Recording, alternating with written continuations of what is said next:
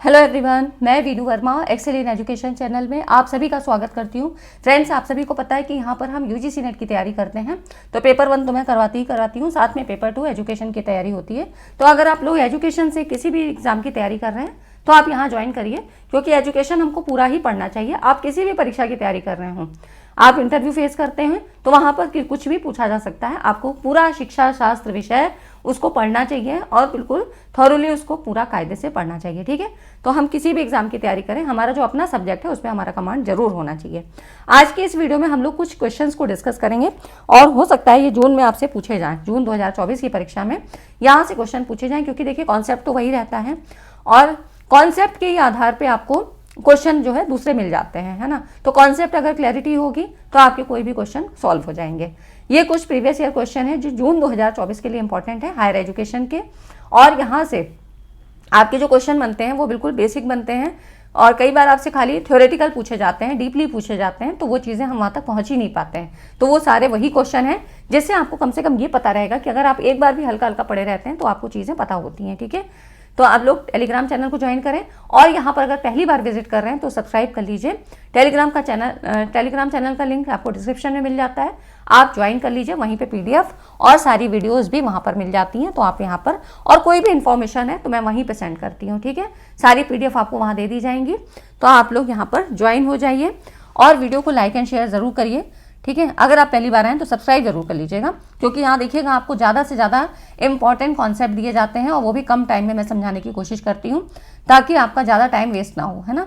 चलिए स्टार्ट करते हैं। यहाँ पर देखिए, इससे पहले मैं आपको एक कोटेशन बताती हूँ। ये भी लाइनें मैंने कहीं पढ़ी थी तो मुझे अच्छी लगी, मुझे लगा आपके साथ शेयर करना चाहिए, क्योंकि देखिए अभी आपका जो समय चल रहा है ना, आपका टाइम पीरियड जो है वो आपको ऐसा लगता होगा कि कभी कभी मतलब मन आपका होता होगा कि मन के हारे हार है, मन के जीते जीत, है ना। तो आपका मन ऐसा लगता होगा कि हम हार गए, मेरे से नहीं होगा, है ना। लेकिन ऐसा नहीं होता है, उसी के लिए 4 लाइनें हैं। इसमें देखिए, मुश्किल हज़ार आएगी लेकिन वो मंजर बड़ा खूबसूरत होगा जब कामयाबी शोर मचाएगी। जब आपका नेट जेआरएफ क्लियर हो जाएगा, आप असिस्टेंट प्रोफेसर बन जाते हो, तो वो जो खुशी का एहसास है ना, वो आपको हर खुशी से अलग होगा। ठीक है, तो उस अनुभूति के लिए आपको थोड़ा सा अभी यहाँ मेहनत करनी चाहिए। बस जितने भी दिन हैं इस अटेम्प्ट को आप लास्ट समझ के दीजिए कि इसके बाद मुझे नहीं देना है। ठीक है, तो अगर आप इस मोटिवेशन के साथ अगर आगे बढ़ते हैं तो आपको ज़रूर सफलता मिलेगी। चलिए अब हम स्टार्ट करते हैं। यहाँ पर देखिए, दिसंबर 2023 के कुछ क्वेश्चन हैं। इसमें कल मैंने आपको पढ़ाया था स्वयं प्रभा और स्वयं प्लस के बारे में, तो करंट अफेयर से भी रिलेट करता है, टीचिंग और हायर एजुकेशन सब जगह ये स्वयं का जो है स्वयं प्रभा के बारे में पूछा जाता है। और जो भी करंट से संबंधित है वो भी सारी चीज़ें मैंने उस वीडियो में कवर की हैं। नहीं देखी हैं तो आप लोग ज़रूर देख लीजिएगा, क्योंकि वहाँ से क्वेश्चन बनने की संभावना रहती है। ठीक है, क्योंकि अब क्या है कि कुछ लेटेस्ट पैटर्न मतलब करंट के सवाल भी आपसे पूछे जाते हैं।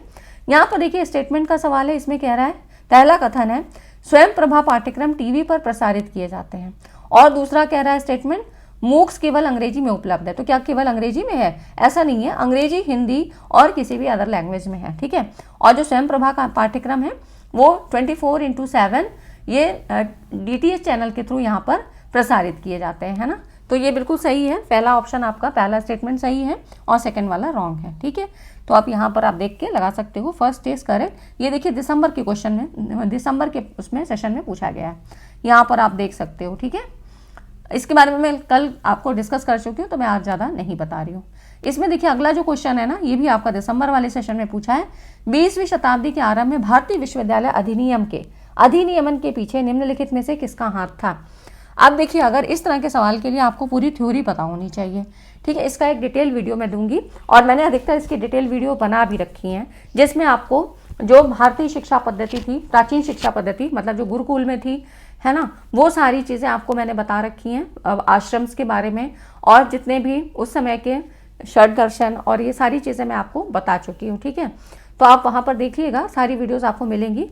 बाकी जो आपके इस तरह के सवाल बनते हैं, जैसे कि कल भी मैंने आपको कराया था, तो उसमें आपसे कलकत्ता विश्वविद्यालय, उसके अदर नेम क्या है, प्रेसिडेंसी कॉलेज, है ना, तो इस तरह से सवाल बने हैं। वो सारी चीज़ें मैं आपको डिटेल वीडियो दूंगी हायर एजुकेशन का और पीपल एंड एनवायरनमेंट। यहाँ से आपके थ्योरेटिकल सवाल बनते हैं और वो सवाल गलत नहीं होने चाहिए। ठीक है, कुछ आपकी यूनिट्स ऐसी हैं जहाँ पर आप पूरा कॉन्सेप्ट अगर आप पढ़े रहते हो, थ्योरेटिकल कॉन्सेप्ट जरूर क्लियर होना चाहिए। ठीक है, तो ये सवाल आपके सही हो जाते हैं। इसमें देखिए ये जो समय था ना, यहाँ 20वीं शताब्दी के आरंभ की बात हो रही है।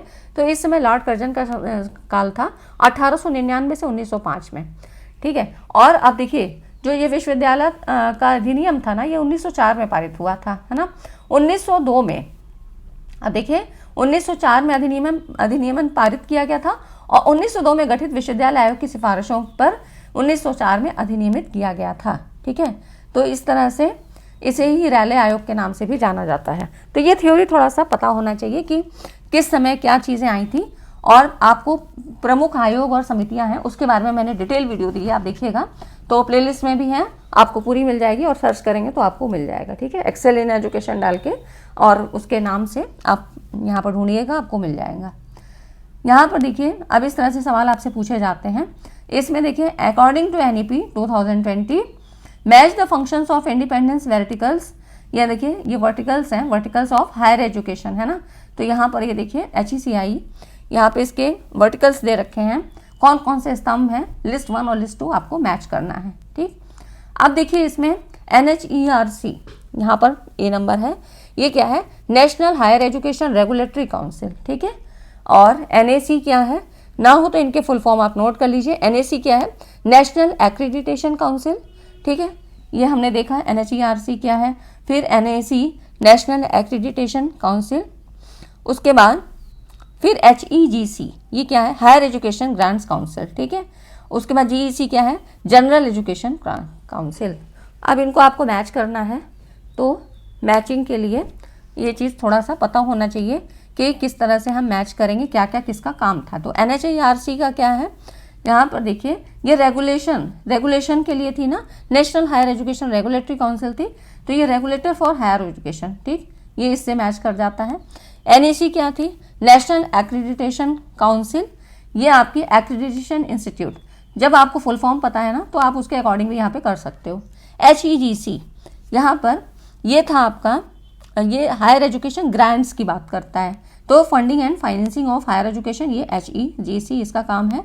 और GEC जनरल एजुकेशन काउंसिल, मतलब मानक निर्धारण के लिए, तो एकेडमिक स्टैंडर्ड सेटिंग के लिए, ठीक। तो इस तरह से इनको आप नोट कर लीजिएगा, ये आपसे पूछे जा सकते हैं और बस इतना ही इसका सवाल बनता है ना। तो ये हो गया आपका। उसके बाद देखते हैं यहाँ पर अगला जो क्वेश्चन है ना, इसमें कह रहा है प्राचीन भारत में उज्जैन निम्न में से किसके अध्ययन के लिए प्रसिद्ध था। तो जो उज्जैन था ये आपका खगोल शास्त्र से संबंधित था, ठीक है ना। इसके बारे में और डिटेल देखना है, आप देखिए यहाँ पर उज्जैन शहर ने प्राचीन भारत की शिक्षा प्रदेश में महत्वपूर्ण भूमिका निभाई थी और इसमें भाषा विज्ञान, ज्योतिष, अंक, गणित, शास्त्रीय कला और यहाँ पे उदार सोच को बढ़ावा दिया, ठीक है। तो इस तरह से सूर्य सिद्धांत जैसे एक महत्वपूर्ण जो लेख है उज्जैन शहर में ही लिखे गए थे, है ना। तो ये इसके बारे में कुछ चीज़ें हैं। उसके बाद देखिए यहाँ पर है राष्ट्रीय ज्ञान आयोग, नेशनल नॉलेज कमीशन, NKC जिसको कहते हैं, कई बार आपसे NKC, है ना। इसमें निम्न में से किसके लिए आवश्यकता निरपेक्ष प्रवेश की अनुशंसा की थी। तो देखिए नेशनल नॉलेज कमीशन, राष्ट्रीय ज्ञान आयोग, ये एक भारतीय थिंक टैंक था जिसे उन संभावित विशेषज्ञों पर विचार करने का काम किया गया था। तो यहाँ पर एक थिंक टैंक से मतलब क्या है कि जो विभिन्न उस पर अपने विचार देता है, अपने प्रस्ताव देता है, ठीक है, मतलब एक तरह का सपोर्ट देता है तो अपने मंत्री को। इसका गठन किया गया था 13 जून 2005 को उस समय के प्रधानमंत्री श्री मनमोहन सिंह जी के द्वारा। इसकी जो कमेटी थी इसमें 8 सदस्य थे, इसके अध्यक्ष कौन थे, सैम पित्रोदा। ये सवाल भी आपसे कई बार पूछा गया है, पहले मतलब 2018 के पहले पूछा गया था कि नेशनल ज्ञान आयोग NKC के जो अध्यक्ष कौन थे, तो सैम पित्रोदा, ठीक। यहाँ से क्वेश्चन आपका पूछा जाता है।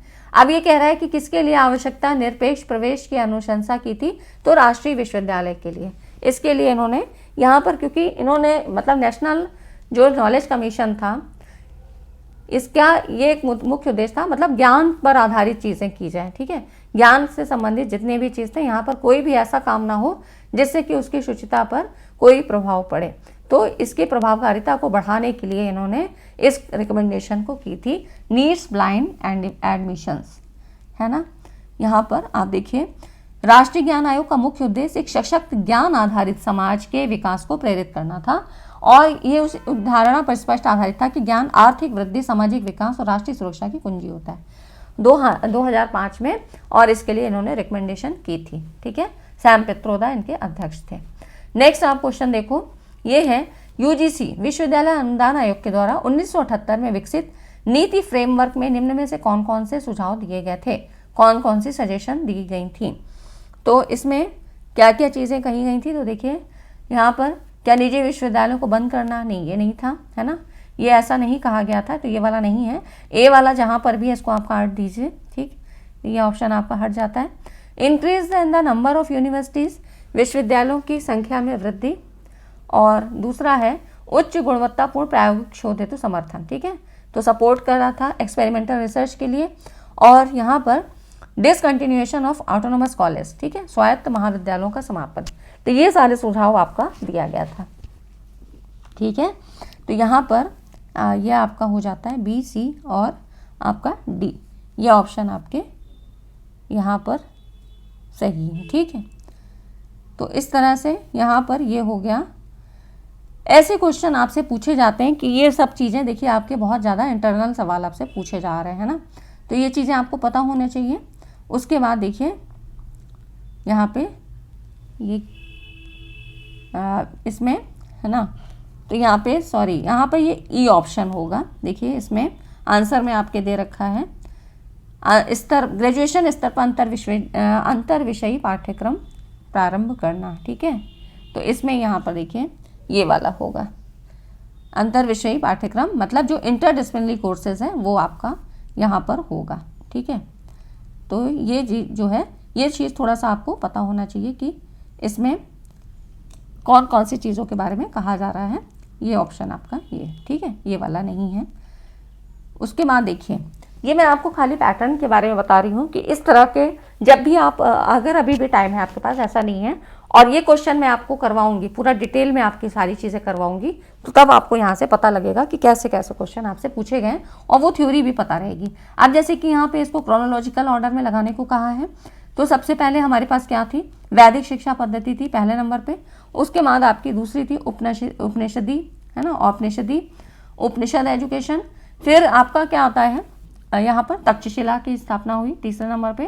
फिर आया नालंदा, और ये सारी चीज़ें मैं पढ़ा चुकी हूँ, तो ये आपको ये इसका क्रमकाल होगा, है ना, ये जून में आपसे पूछा गया था, ठीक है। तो ये हो जाता है। मकतब और मदरसा क्या चीज़ें होती हैं, थोड़ा सा आप लोग डिटेल मुझे आप कमेंट करके बताइएगा कि मकतब किस लिए थे और मदरसा किस लिए थे, है ना, कौन सा प्राइमरी के लिए था और कौन सा उच्च शिक्षा के लिए था, आप थोड़ा सा बताइएगा, ठीक है। तो नेक्स्ट आप देखो अगला जो क्वेश्चन है, NMEICT national mission on education through ICT, इस प्रोग्राम के अंतर्गत एक पहल में मूक मतलब मूक मैसिव ओपन ऑनलाइन कोर्स, इसका भी फुल फॉर्म पूछा जाता है। इसमें जो 4 क्वाड्रेंट है वो किससे संबंधित है, तो इसके बारे में मैंने कल आपको बताया ही था कि इसमें देखिए आपके 4 क्वाड्रेंट होते हैं। कौन कौन से थे, आपका पहला था वीडियो लेक्चर, फिर जो मटेरियल डाउनलोड किया जा सके उसका प्रिंट आउट लिया जा सके, सेकेंड नंबर पे था।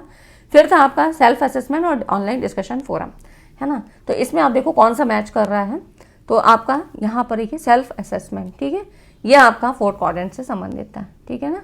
ऐसे क्वेश्चन आपसे पूछे जाते हैं और ये पता होने चाहिए। कोई भी क्वेश्चन इतना कठिन नहीं है, लेकिन हाँ आपको थोड़ा सा डिटेल में पढ़ना होगा चीज़ें। अब जो अगला क्वेश्चन है देखिए बिल्कुल ही अलग है।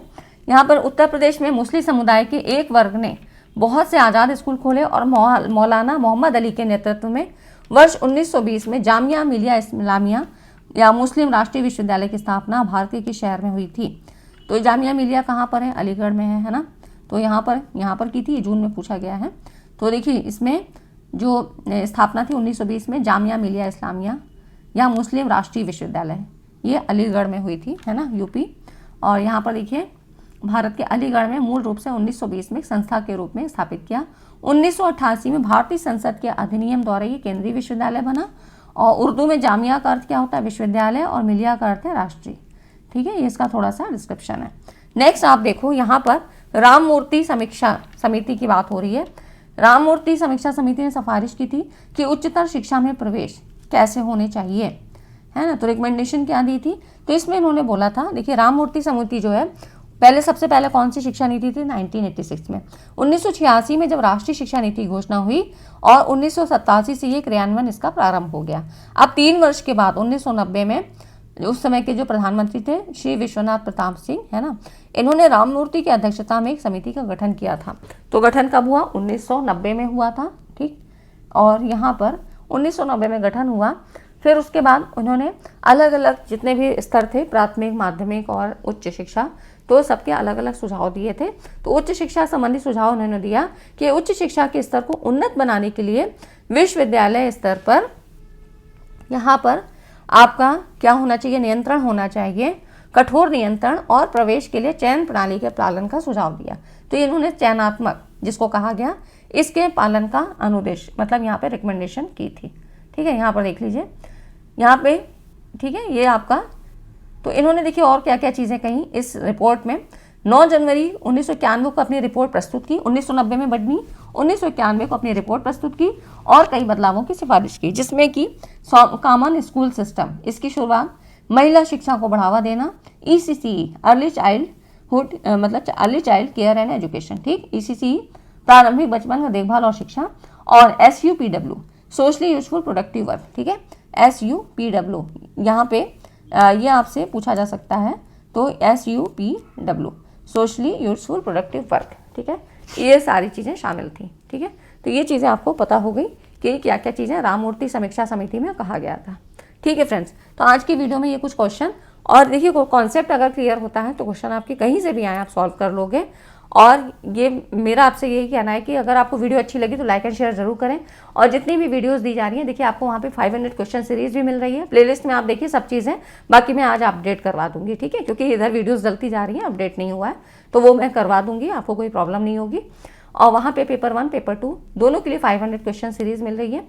साथ में आपको जितने भी इंपॉर्टेंट और नए कॉन्सेप्ट हैं, और आपको यूनिट वाइज भी कॉन्सेप्ट करवाया जा रहा है, तो आप लोग यहाँ ज्वाइन होकर देख सकते हैं, ठीक है। वीडियो अच्छा लगा तो लाइक एंड शेयर करिएगा।